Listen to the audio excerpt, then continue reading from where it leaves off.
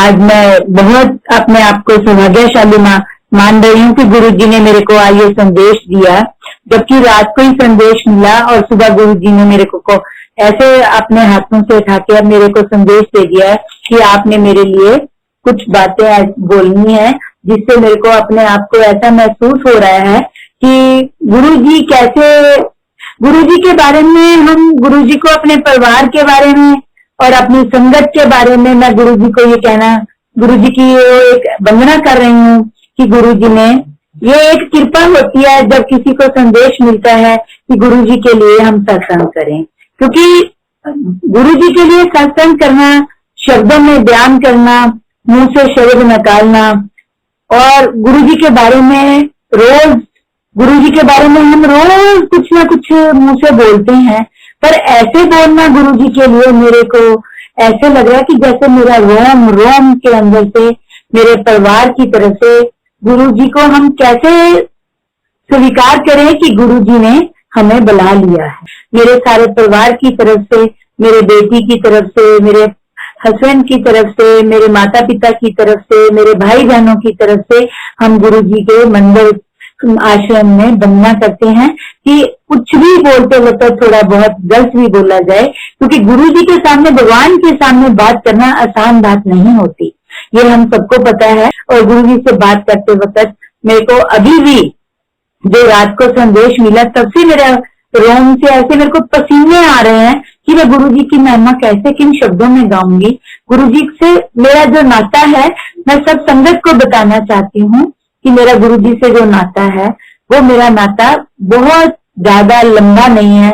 हम लोग इतने भाग्यशाली नहीं थे कि हम गुरु जी को बहुत जल्दी मिल गए। हम 99 में गुरु जी को मिले हैं हम, और गुरु जी को मिलते वक्त हम जब मिले थे, मैं तब शुरू वहीं से अपने गुरु जी के संगत को बताना चाहती हूँ कि जब हम 99 में गुरु जी को मिले तो मेरे हस्बैंड के एक कलीग थे जो कि हमारे पास पंजाब से आए। उन्होंने हमें कहा कि बहुत बड़ा त्योहार का दिन था कि हम अपने गुरु जी के जाएंगे, आपके पास नाश्ता करेंगे हम। तो हम बड़े हैरान हुए कि इतना बड़ा त्योहार है और ये लोग घर छोड़ के, ऐसा कौन सा गुरु है, इतने पढ़े लिखे लोग हैं जो गुरु जी के वहां जा रहे हैं। तो अंकल को भी आदत थी कि गुरुओं के मंदिरों में जाना करना, तो मैंने अंकल को बताया कि आप ऐसे पीछे ना लग जाना, जो लोग आ रहे हैं नाश्ता हम उनको अच्छा कराएंगे और वो चले जाए, कहीं ऐसे ना हो आप भी साथ ही जाना शुरू कर दो कि वो कहें हमारे साथ चलो। तो गुरु जी के पास पहुंचने के लिए ये रास्ता था, हमारी ये मंजिल शुरू हो गई थी, क्योंकि गुरु जी के पास पहुंचने के लिए इंसान हर एक अपने आप नहीं जाता। ये हम सबको पता है कि गुरु जी जब किसी को बुलाते हैं, अपने पास बुलाते हैं, बुलावा देते हैं, तभी हम गुरु जी के पास पहुंच सकते हैं, क्योंकि हम अपनी मर्जी से ना वहां जा सकते हैं ना वहां से आ सकते हैं। तो वो लोग हमारे घर में आए, हमारे कलीग थे, उन्होंने नाश्ता किया, उन्होंने कहा कि हम ऐसे गुरु जी के जा रहे हैं, हम 2-3 दिन रहेंगे। तो हमारे बच्चे छोटे थे, सब स्कूलों में पढ़ाइयां थी, तो उन्होंने हमें बहुत कहा चलो, हमने कहा नहीं, हमारे बच्चों की पढ़ाई है, पेपर है, हम नहीं जाएंगे। जैसे हम सब लोग एक घर के अंदर रहते हैं, जो हमारी सारी बातें होती हैं मन की, क्योंकि हम शेयर तो नहीं कर सकते थे किसी के साथ कि नहीं हमारे पेपर है, पर मन ये कह रहा था कि हमारे बच्चों के दोनों के पढ़ाई के दिन है, हम नहीं जाएंगे। और इतने में वो लोग चले गए। तो कहते नेक्स्ट टाइम हमने आपको लेकर जरूर जाना है। तो बात हुई, इतने में त्योहार दिवाली का आ गया। दिवाली आई और उनका मैसेज आया कि हम आ रहे हैं। तो मैंने कहा देखा कितने बेवकूफ लोग हैं, इतना बड़ा त्योहार हिंदुओं का, हम लोग हिंदू हैं, इतना बड़ा त्योहार। तब हम गुरु जी के बारे में जानते नहीं थे कुछ भी, सिर्फ गुरु जी का नाम लिया उन्होंने हमारे आगे।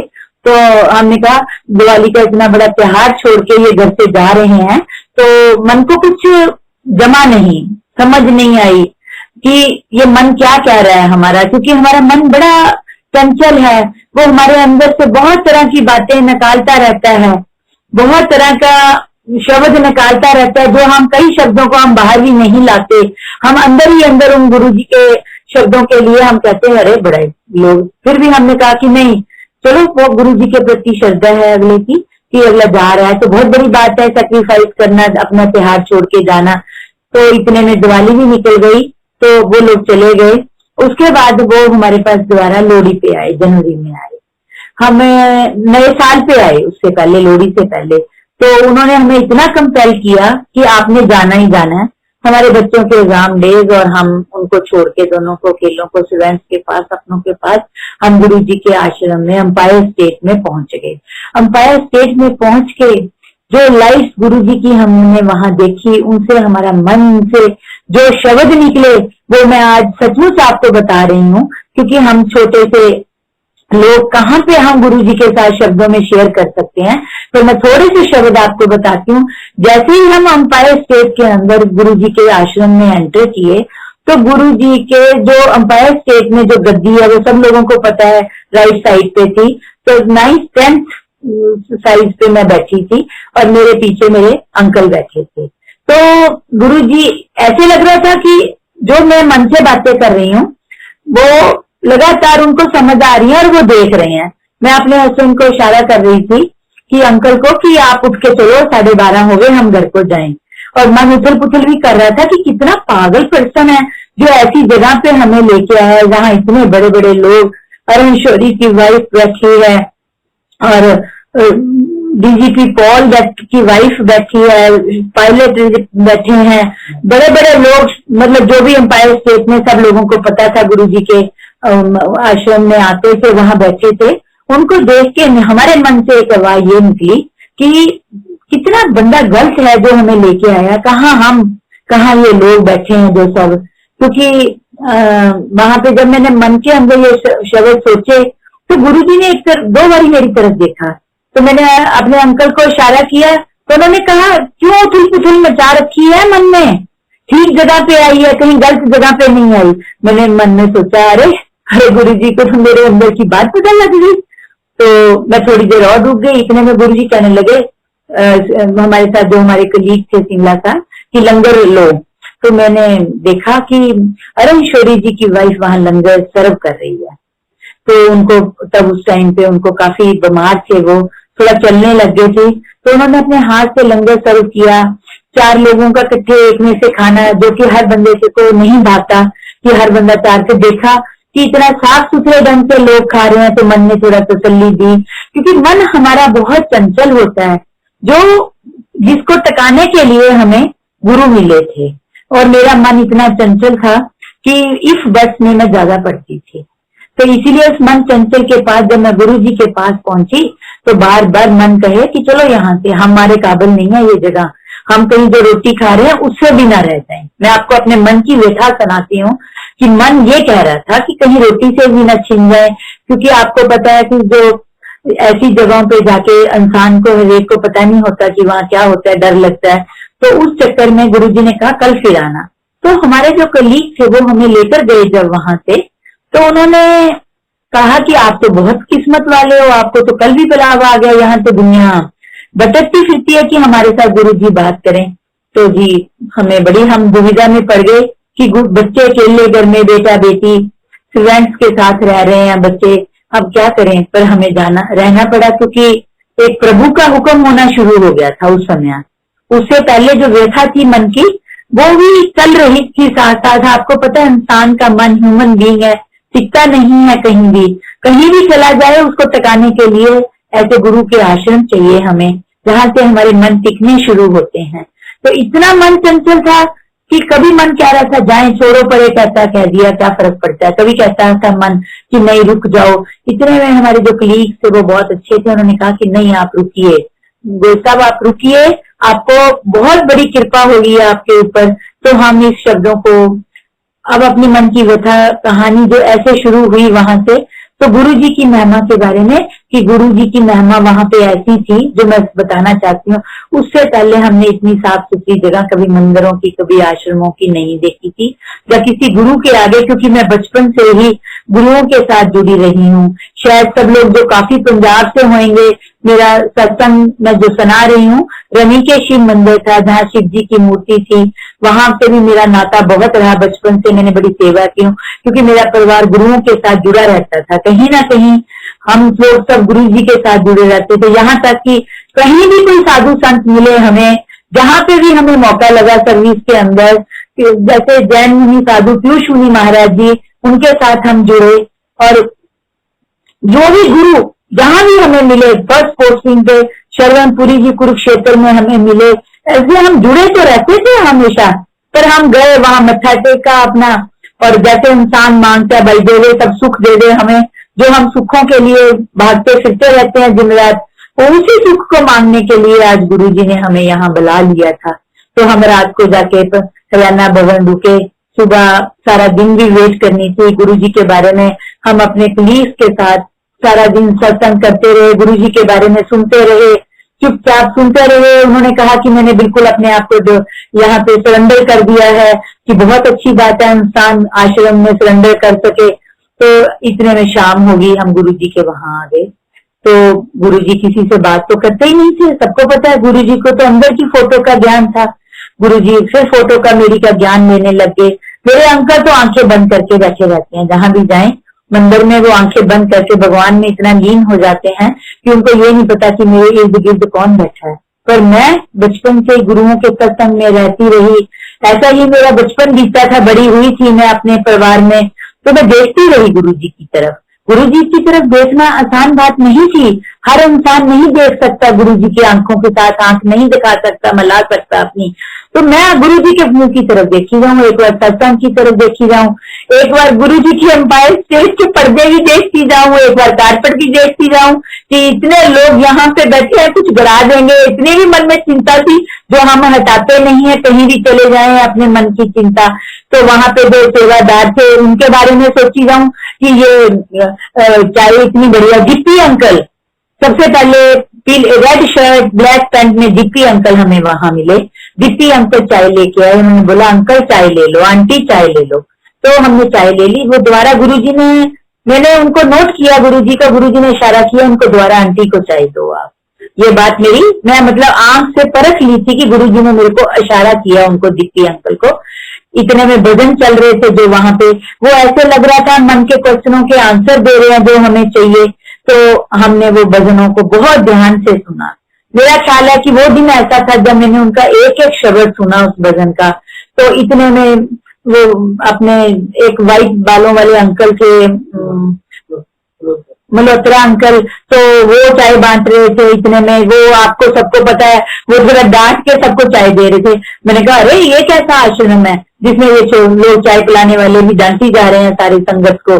तो फिर भी मन फिर एक तरफ गुरुजी की तरफ देखती। तो गुरुजी ने जैसे ही हमें हलवा दिया गुरुजी ने, तो इतना ज्यादा हलवा था कि खाना बहुत मुश्किल था, ऐसे लग रहा था कि हमें बाहर फेंकना पड़ेगा।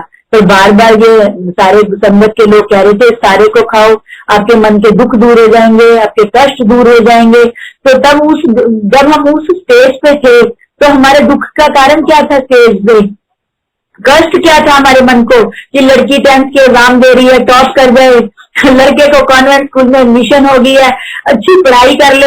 हमारे छोटी सी जिंदगी, छोटी सी बातें हम करने लगे।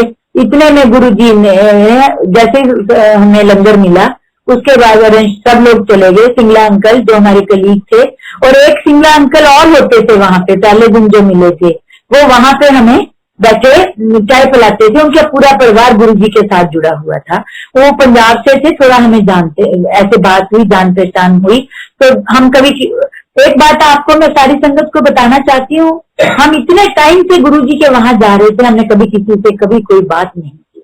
हम इतनी मतलब वो थे कि हमने बिल्कुल जब गए कि हम घर छोड़ के आए हैं तो हमने गुरुजी से ही बात करनी है, हमें गुरुजी की तरफ ही देखना है, अपनों की तरफ।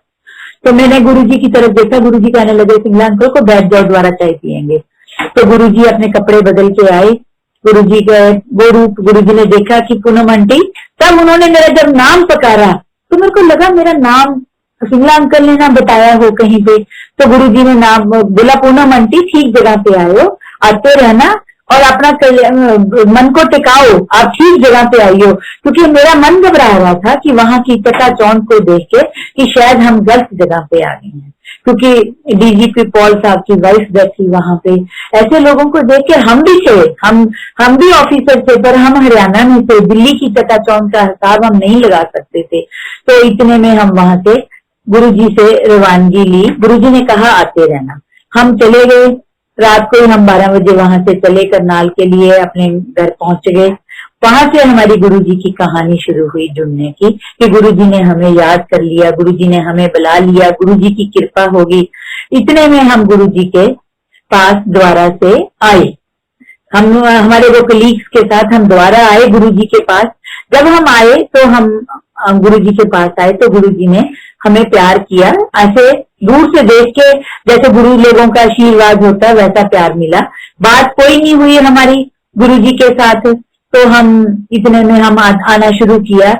इतने में हमारी ट्रांसफर करनाल से फरीदाबाद हो गई, तो हमने फरीदाबाद से आना गुरुजी के पास शुरू किया। जब जो मैं मेन सच्चाई जहां पे मैं आके आपको बताना चाहती हूँ सारी संगत को, कि इंसान को फिर भी सच नहीं आता, क्योंकि इंसान ह्यूमन बीइंग है। तो सच्चाई को लाने के लिए गुरुजी के पास हम सब लोग बैठे हैं।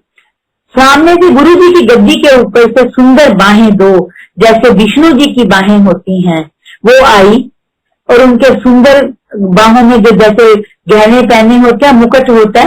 तो एकदम गुरुजी ने शोरी साहब के पास बैठे थे, ऐसे हाथ डाउन किया तो वो लड्डू, एक बहुत बड़ा लड्डू उनके हाथ में गिरा। गुरुजी पसीने पसीने हो गए, सारी संगत फटाफट, मतलब खुशबू ही खुशबू होगी। वो मेरी एक फर्स्ट टाइम गुरुजी के ऊपर विश्वास करने की घड़ी थी, क्योंकि विश्वास करने की घड़ी जो आती है इंसान तभी विश्वास कर पाता है गुरुजी के ऊपर, कि हम कहीं भी पहुंच जाएं। क्योंकि फिर एक मन कहता था अनपढ़ जनता को तो पीछे लगाना बहुत आसान बात है, इतनी पढ़ी लिखी जनता को पीछे लगाया हुआ है, कोई ना कोई कारण तो जरूर है।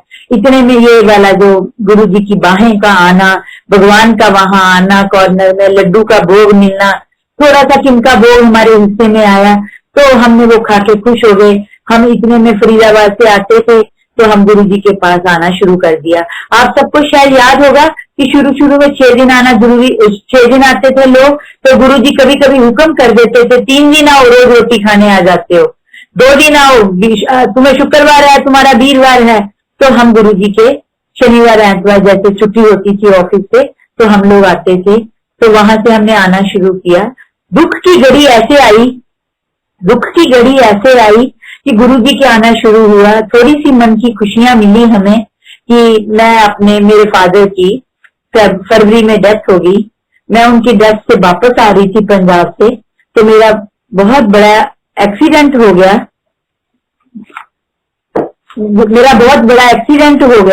तो एक्सीडेंट होने से जैसे मेरा एक्सीडेंट जीरकपुर के पास हुआ, तो मैंने दूर से एक आवाज निकाली, गुरुजी बचाना। दोनों बाहें मेरी दोनों ये इसके ऊपर मैंने रखी। तो मेरी गाड़ी का एक्सीडेंट, सब लोगों को शायद गुरुजी के जो भी आते हैं सबको पता है कि जज साहब की वाइफ का जो एक्सीडेंट था वो इतना बुरा हुआ था कि मैं कभी बच नहीं सकती थी, क्योंकि मेरी गाड़ी से उड़ के मैं दूसरी सड़क पे रोड पे जाके गिर गई। मेरा गनमैन, मेरा ड्राइवर दोनों बच गए, गनमैन का कॉलर बोन टूटा। तो जैसे मैं उड़ के गई बाहर, तो मेरे को ऐसे लगा किसी हवा ने मेरे को कैच कर लिया है। दोनों ट्रकों के बीच में इतना डिस्टेंस की मेरी राइट साइड सारी से, अगर 1 सेकंड का भी इधर उधर हो जाता तो दोनों ट्रक मेरे को कुचल के निकल जाते, क्योंकि मैं दूसरी रोड पे जाकर गिर गई थी। तो बचाने वाले गुरुजी बड़े जोरावर थे, मैं को हवा की तरह कैच कर लिया, मेरी राइट साइड सारी फ्रैक्चर हो गई। और गुरुजी ने अनाउंस कर दिया संगत में शाम को, जबकि मेरे को अंकल को फरीदाबाद से पहुंचने में भी शाम के 5:30 बज गए थे, और मेरा एक्सीडेंट सुबह 11:30 पे हुआ था। तो वहां से मंदिर से अंकल को फोन आने शुरू हो गए, जब अंकल वहां पहुंच रहे थे, कि पूनम आंटी का एक्सीडेंट हो गया। तो कैसे पता चला? अभी तो हम तो पहुंचा भी नहीं, मैं तो, कि गुरुजी ने बोला आज पूनम आंटी को मैंने बचा लिया। ये मेरी एक मतलब गुरुजी के साथ कनेक्शन का, आत्मा का संबंध ऐसे हो गया था कि पूनम आंटी को आज बचा लिया, जाने लगी थी। जबकि हम गुरुजी से ज्यादा बात नहीं करते थे, हम ऐसे ही कहें कि हम बहुत ज्यादा गुरुजी से कभी बात नहीं की ज्यादा, बस एक गुरुजी के उस ओरे में पहुंच के हमारे अंदर जो आत्मा थी हमारी, वो इतनी क्लीन थी कि हमने उस आत्मा को गुरुजी को समर्पण कर दिया था।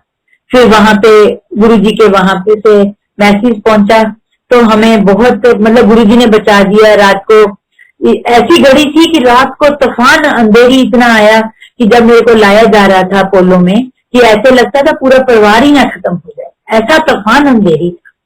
तो गुरुजी की ऐसी कृपाएं हुई, गुरुजी को याद करते आए। मेरी बहन और उनके हस्बैंड रोनी से थे, वो भी हमारे साथ थे।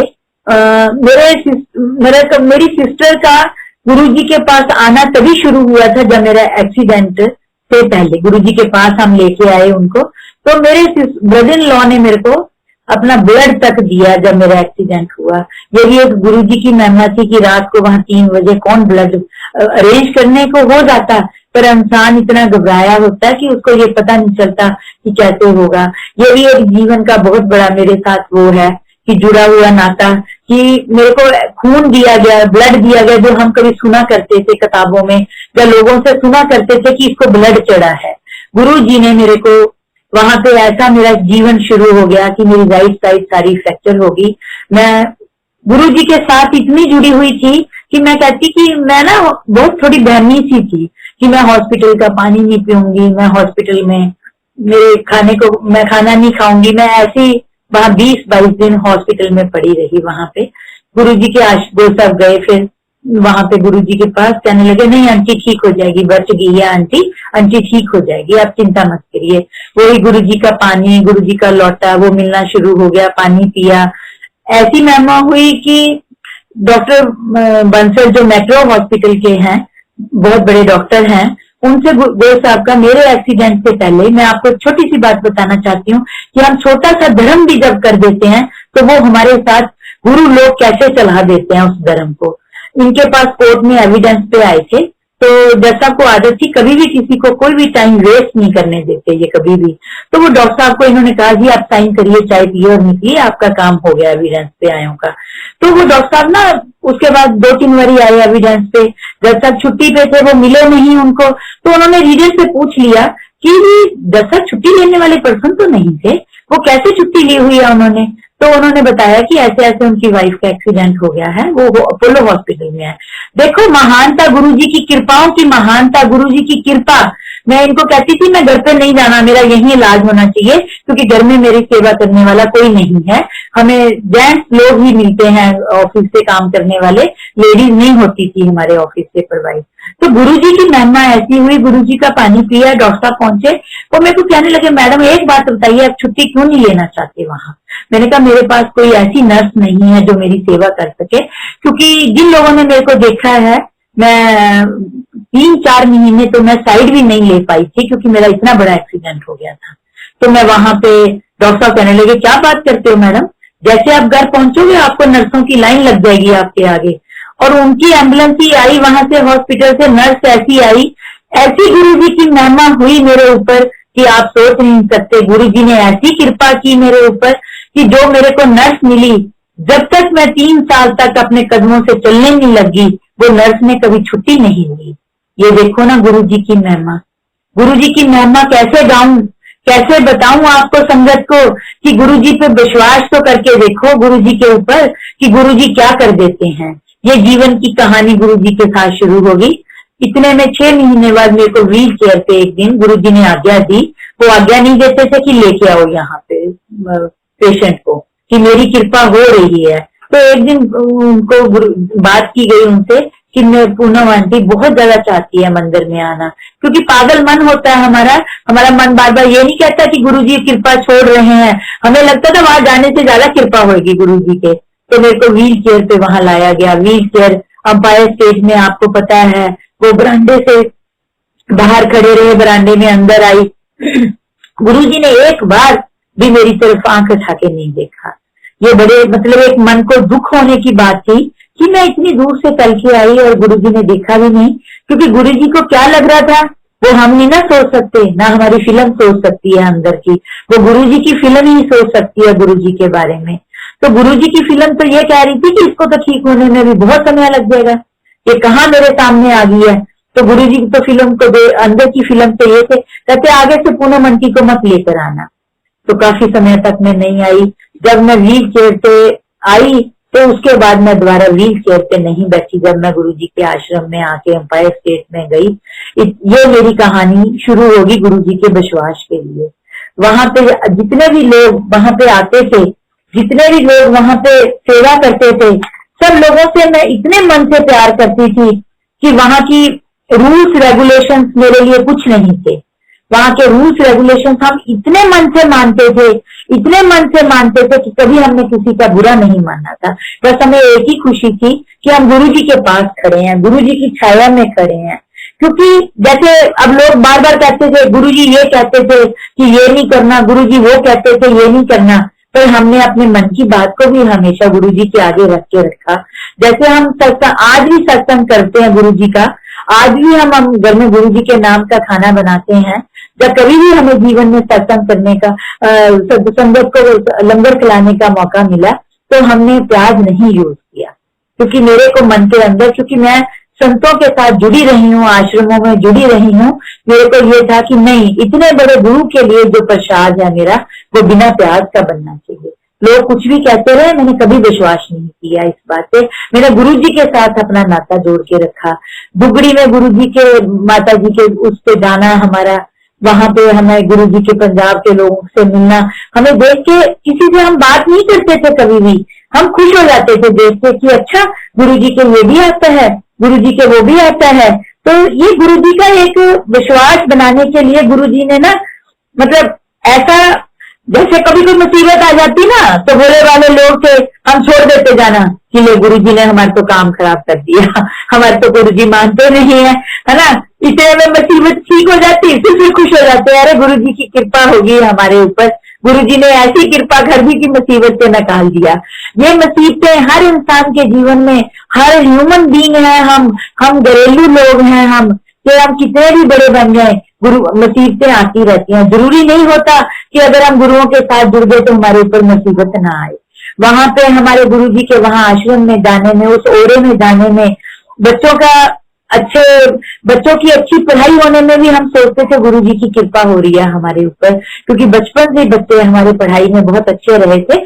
फिर भी गुरु जी हमारे ऊपर ऐसी कृपा करते थे, ऐसा विश्वास करते थे कि हम गुरु जी के ऊपर, कि हम खुश हो जाते थे। जैसे ही हम अपनी गाड़ी में बैठने लगते तो हम गुरु जी के लिए हमेशा खुश हो जाते कि हम गुरु जी के जा रहे हैं। जैसे होता था ना, जब छोटे होते कभी हम शिमला जाते थे तो हम खुश हो जाते थे, गुरु जी के आश्रम में जाने के लिए हम ऐसे खुश हो जाते थे। दुगड़ी जाना, वहां पे जाके दुगड़ी का मतलब गुरु जी के स्थान के बारे में। हाँ, मैं बीच में एक बात संगत को बताना चाहती हूँ कि विश्वास के लिए और क्या होता है, गुरु लोग कैसे अपनी कृपाएं कर देते हैं। मेरी मदर पहली बारी मेरे साथ गुरु जी के वहां गई, तो वहां क्या देखती है कि मेरे फादर के पास जो किराए पे दुकान थी मंडी अहमदगढ़ में, गुरु जी के वहां से, गांव से थोड़ी दूरी पे ही हमारा गांव है, तो मंडी है, तो वो लोग आए बैठे हैं, उनको हम मतलब पंजाबी में कहते थे कलोटी वाले। तो वो देख के मेरी मदर को देख के वो हैरान हो गए कि भाभी तुसी कि पंजाबी दे जिमें आप बोलते हैं। तो उन्हें क्या भी मेरी बेटी लेके आई है ऐसा करके गुरु जी दे, कहते भाभी आपने तो ये आप तुसी भी जानते हो, कहते क्योंकि हमारा ना उनके साथ ना 15 साल मुकदमा चला था कि हम दुकान नहीं खाली करेंगे। हम शहर के ऐसे सेठ थे कि पैसा ले ले तू पगड़ी का, पर गुरु जी ने उनके ऊपर ऐसी कृपा की हुई थी कि हम लालों को वो दुकान खाली करनी पड़ी थी।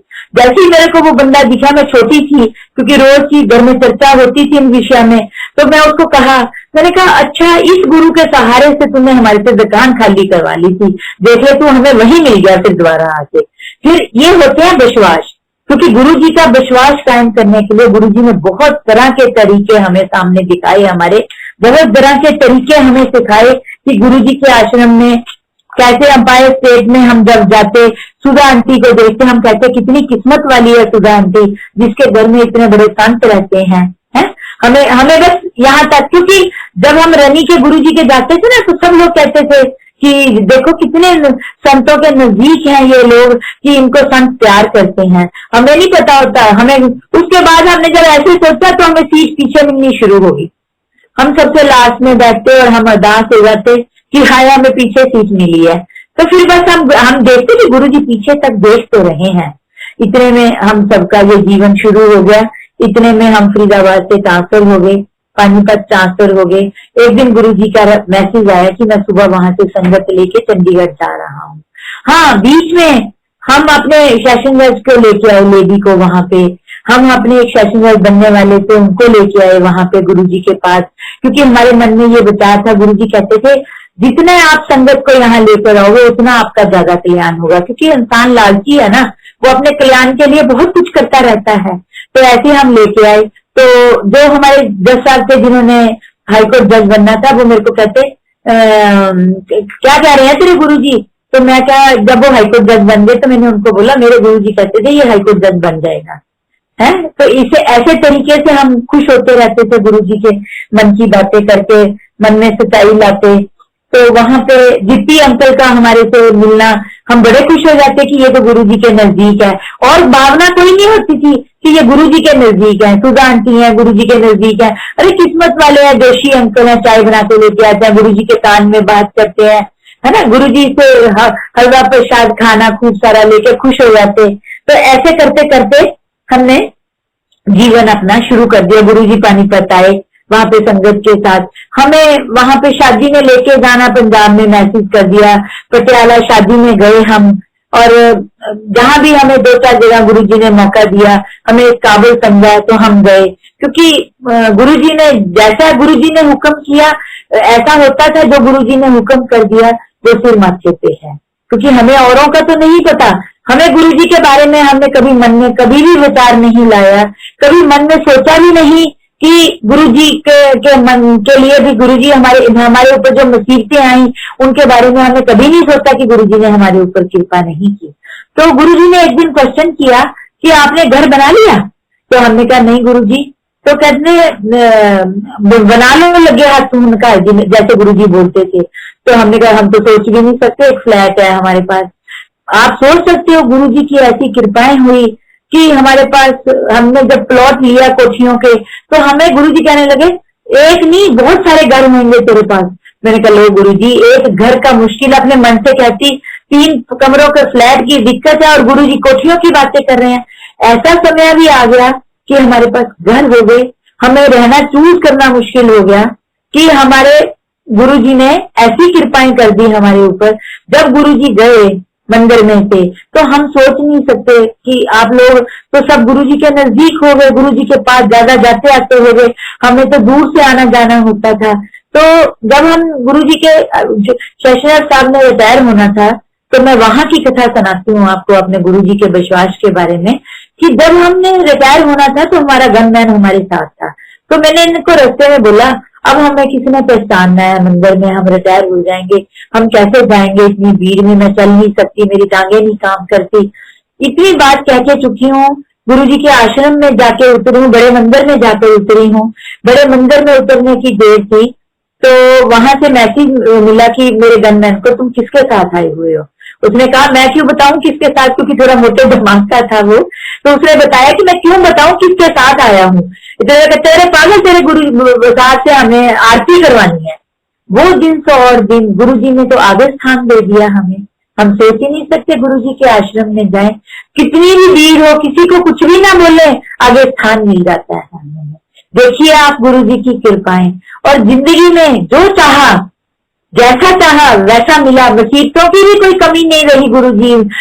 गुरुजी ने मुसीबतों को टालते रहे पर कमी कोई नहीं रही। सब लोग इतने जुड़ गए मेरे साथ, गुरुजी की मेरे ऊपर इतनी कृपा हुई कि मेरे ऊपर इतने लोग मेरे साथ जुड़ गए। आश्रम से नहीं, बाहर की दुनिया जिस सेवादार को नाम लेती वो सेवादार हाजिर हो जाता, जिसका नाम लेती जो भी काम करती वही काम हो जाता। यहाँ तक कि जैसे घर में रहना चाहा, इतने घर बनाने के बाद वैसे घर में मैं फ्लैट के बारे में कि गुरुजी के आश्रम में गई, कोई इंतजाम नहीं, गुरुजी ने ऐसा इंतजाम कर दिया, ऐसे कृपा कर दी हमारे ऊपर कि हम लोग सोच भी नहीं सकते। अंकल बिल्कुल, अगर सब लोग संगत में से थोड़े से भी जानते हैं गोयल अंकल को, बिल्कुल कभी किसी से हमें बात ना करना पर वहां मल्होत्रा जज साहब का आना वहां पे हमारे लिए बहुत बड़ा, उनके लिए ऐसे लगता था जैसे आशीर्वाद, कोई हमें ऊपर से गुरुजी उनसे आशीर्वाद दिलवा रहे हैं वहां हमें। मतलब गुरुजी के आशीर्वादों से इतनी बड़ी बड़ी मुसीबतें मेरे घर में आई, आप सोच नहीं सकते। शारीरिक भी कष्ट आए, सर्विस के कष्ट भी आए, पर कैसे चले गए ये तो हम जानते हैं या गुरुजी जानते हैं। और गुरुजी ने हमें ऐसे निकाला उन कष्टों से कि हम लोग पीछे मुड़ के नहीं देखा कभी भी। हमने ऐसे कभी नहीं सोचा कि हम इन मुसीबतों के बारे में नहीं सोच सकते। जो भी चाहा मतलब सुंदर बाहों के बाद मिलने के बाद गुरु जी के पास आना, ऐसे लगता था भगवान के पास पहुंच गई हूँ और सोचना नहीं है। हमारे जैसे लोग दिल्ली में ही नहीं एंटर करते थे कभी, है ना, दिल्ली की संगत को देख के खुश हो जाते, अच्छा लोग इतनी सेवा करते हैं यहाँ पे। दिल्ली में बड़ी बड़ी शादियां अटेंड करनी वहां पे जाके, तो ऐसे लगता था अच्छा लोग इतनी बड़ी शादियां भी जानते हैं, क्योंकि जमाना बड़ा सिंपल था, सीधा साधा था। जब से हमने जीवन शुरू किया, बच्चों को जहां पढ़ाना चाहा गुरुजी ने वहीं पढ़ाए, बच्चे वहीं खड़े किए। मेरे बेटे को नेशनल लॉ स्कूल से लॉ करवा दी। मेरा बेटा मतलब डॉक्टर बनना चाहता था, एकदम उसका कैसे समय बदल दिया गुरुजी ने, मन बदल दिया, अरे डॉक्टर बना के क्या करोगे। ये सब हमारे ऊपर गुरुजी की कृपाएं थी। आज तक कभी भी हम जब गुरुजी के वहां पे आते हैं, मतलब मेरी सिस्टर जो इतना, मेरी बहन, जो भी बंदे हमारे साथ आए, कोई भी गुरुजी के साथ कभी भी उनका नाता नहीं टूटा। ये मेरे मन को बहुत खुशी है। जो भी गुरुजी के पास आया, जो बिल्कुल नहीं कभी मानता था गुरुजी को, आपको पता है ऑफिसर लाइन में लोग कम मानते हैं, उनको मनाने के लिए, मतलब उन्होंने मेरे साथ जो भी चल के आया, ऐसा गुरुजी का आशीर्वाद पाया कि जो भी चाहा हमें तो मिला है भाई। हम तो और किसी की बात नहीं कर सकते।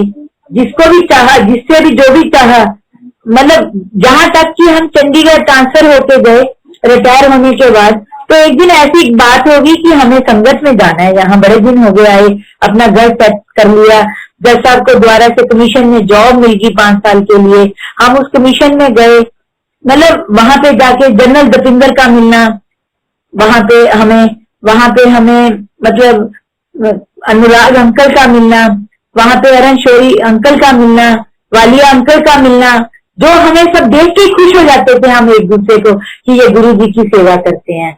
मतलब जनरल दपिंदर अंकल के घर जाके ऐसे लगता था कि हम, जैसे गुरु जी का हुक्म हुआ है, वहां सब लोगों को पता है, उस हुक्म में हम भी साझीदार थे कि ये हमारे लिए सेकंड सैटरडे एक ऐसी चीज बना दी कि हमने जाना है। चाहे हम कम जा पाए गुरु जी के पास, चाहे हम ज्यादा जा पाए गुरु जी के पास, पर कभी जीवन में पीछे मुड़ के नहीं देखा।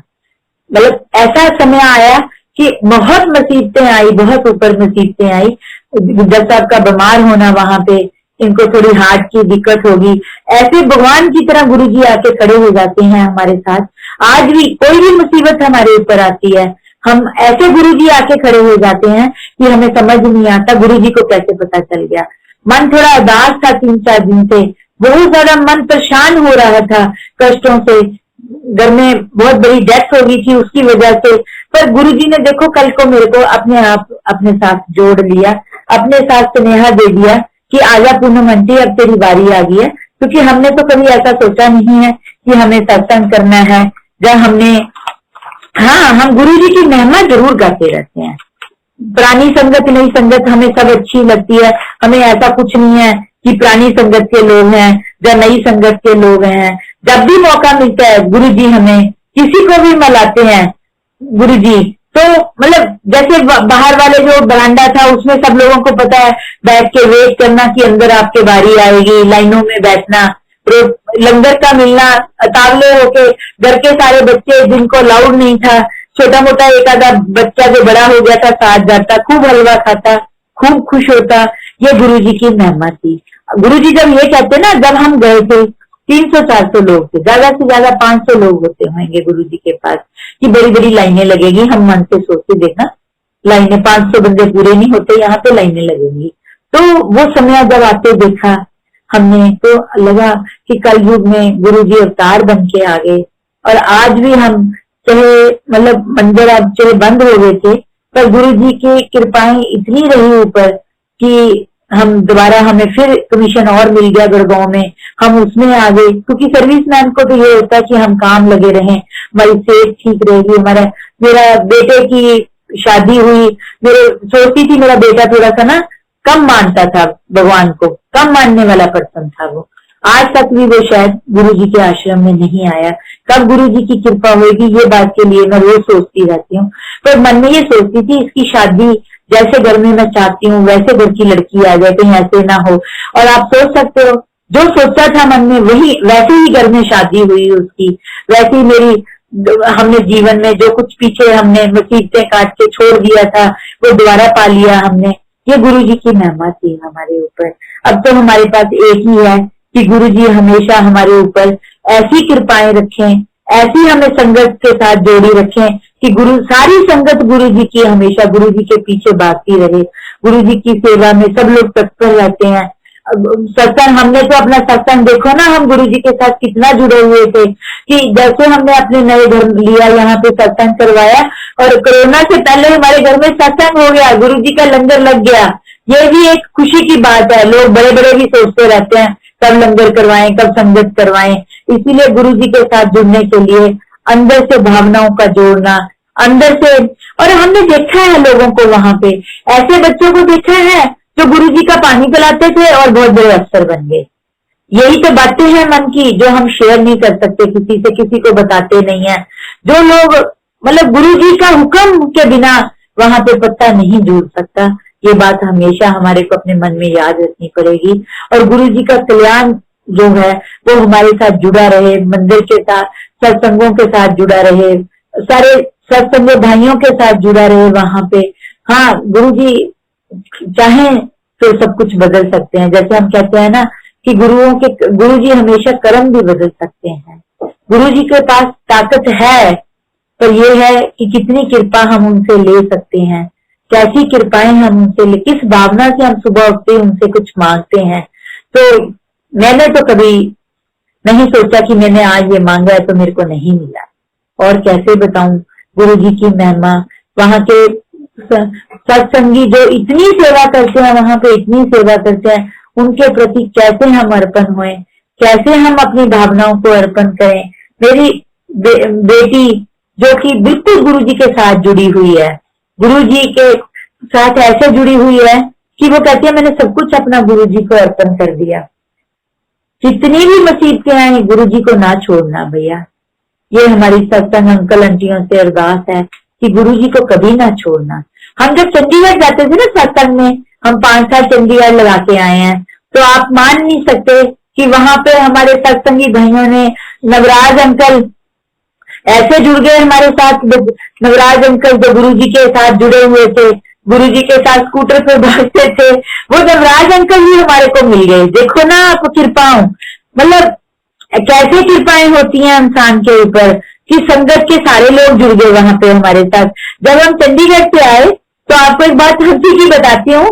जन्नत दीपिंदर अंकल कहने लगे वैसे तो अच्छी जगह जा रहे हैं जब तो जब को कहाँ से चौड़ चढ़ गया गुड़गांव जाने में, चंडीगढ़ तो इतना अच्छा शहर है, क्यों जा रहे हैं यहाँ से। हम गुरु जी से अरदास करते हैं कि वो ना जाए। देखो ना प्यार गुरु जी का। आप लोग गुरु जी के साथ दिल से जुड़ो, संगत दिल से जुड़ के देखो, बाहर की दुनिया को छोड़ दो, किसी के पास क्या है क्या नहीं है।